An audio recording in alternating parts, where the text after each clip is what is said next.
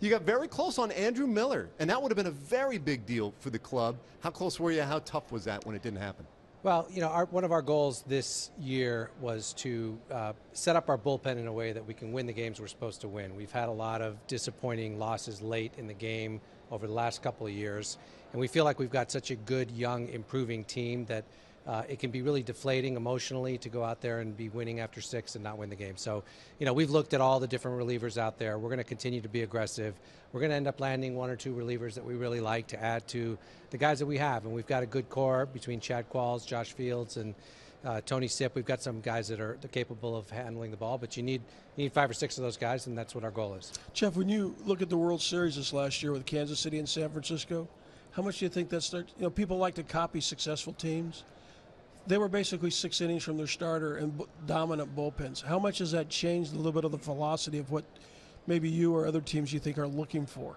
Well, it's a model that is not necessarily new. You guys remember the Nasty Boys in Cincinnati, and I grew up watching that team and other teams like that. So if you have the luxury of being able to get 3 dominant relievers at the end of the game, that's great. It's really hard to pull off, and we all know how much variability there is in reliever performance. A guy who's dominant one year, might get injured or might just be mediocre the next year. But, the key is just to get as many good relievers as you can on your team and let your manager figure out when to use them.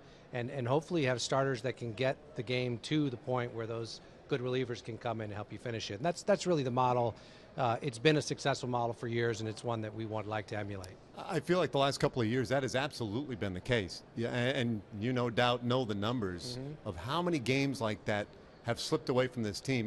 The overall numbers aren't thrilling to you, but that piece of it seems like it has been a real bugaboo. And you go back to the Astros World Series run, and that was Qualls, Wheeler, Lidge, right? I mean, that is the formula. Yeah, it is, and it's an important part. I mean, you need to have the offense to put your team in a position to win. You need to have the starting pitchers, and we feel really good that our rotation. A couple guys took a step forward last year. Colin McHugh took a huge step forward.